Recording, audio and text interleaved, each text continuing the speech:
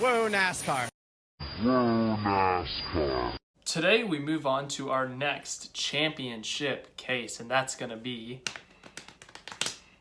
Alex Bowman, driver of the number 88. I can't throw my hands up. I forgot about that. This wall is very bright, and I have to readjust the camera stuff. I'm still figuring that out. Anyways, we're going to talk about why Alex Bowman will win the 2020 championship. I think we've done 6 or 7 already. I can tell you actually, we have done 7. So this is halfway there, I think. Yeah. Woo. Alex Bowman had a really strong start to the year with a dominant win at California Auto Club. Had some other good runs at the Darlington races, the Charlotte races. Then it's been this ever since. It's been bad for him. Had a top 5 at Dover last week, a top 10 at Daytona. Other than that, their last good run was at, I don't know. It's been a terrible summer for him, but as I said, those Charlotte races they did pretty good at, won some stages, led some laps, same with Darlington, and then the Auto Club win got them into the playoffs, but sitting at 9 playoff points with that win and 4 stage wins.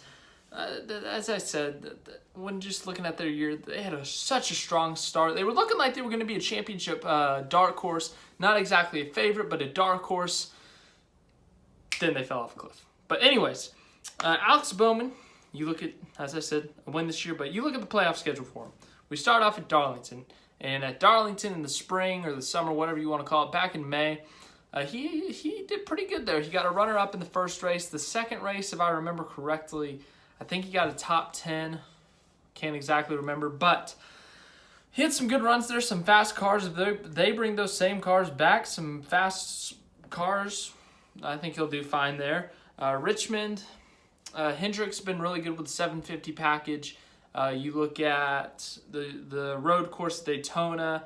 You look at the Bristol race, even the Martinsville race. Hendrick Motorsports has done much better at the 750 packages than the 550 package, so I think that could be an advantage for the last 2 races in this first round, Bristol and Richmond, but I don't think he's going to have a problem here. I think he should get out fine. All he needs is a good run at Darlington and then decent runs at, I would say, Richmond and Bristol, and he'll be fine.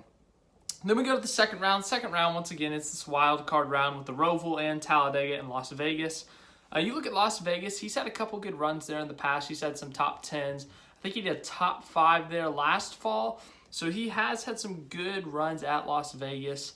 And then the last 2 they're kind of toss-ups. But I will tell you this. I think that Alex Bowman, when it comes to the Roval especially, I don't know about all road courses, but the Roval especially, Alex Bowman's the most underrated driver there. I know we've only made 2 trips to the Charlotte Roval, but he's got top 5s in both trips. A runner-up finish last year and 4th back in 2018.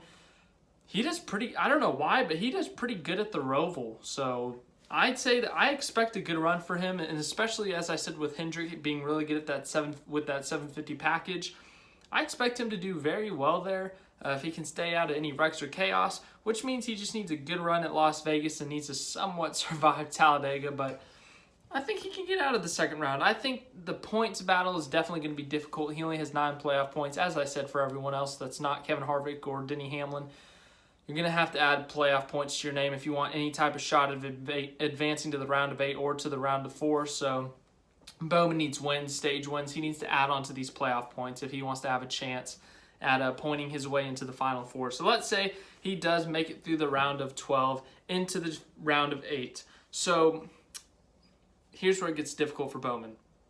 I look at Texas at Martinsville. I don't think Alex Bowman when I hear Texas at Martinsville. But the good news is you look at Kansas.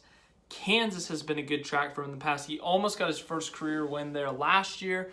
And then you look at Chicago. He won at Chicago, which is a very similar track. So that 1.5 mile, multi-grooved 1.5 mile track, he has run well at in the past. So, and Hendrick Motorsports as a whole too. We've seen Chase Elliott win there recently. We've seen Jimmy Johnson have a good run there. As I said, Bowman's had a good run there. Byron and Bowman had good runs there in the summer. So I think that's his best shot, but the problem is, once again, I said Martinsville and Texas, I just don't like for him. And then also, he's going to be in a points deficit. He only has 9 playoff points, and let's say he doesn't win it all and gets to this point.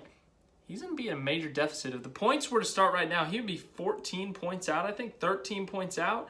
And that's, of course, any of these guys could win. Chase Elliott could win a couple of races. Joey Logano could win a couple of races. Martin Truex could win a couple of races. And then let's say, well, he would be the lowest on that grid. So I think he has to go for the upset win. I think it's a must win in this round, especially with guys in front of him that are super consistent. Chase Elliott, Joey Logano, Brad Keselowski, Ryan Blaney. He would have to hope that they struggle in this round, and it's not a good bet. So I think this round is going to be a must win. I think his best shot is Kansas. And let's say he does win at Kansas. We go to Phoenix. Here's why I think Bowman can win the championship in this situation. He's the underdog. What does he have to lose? This year's been a decent year for him.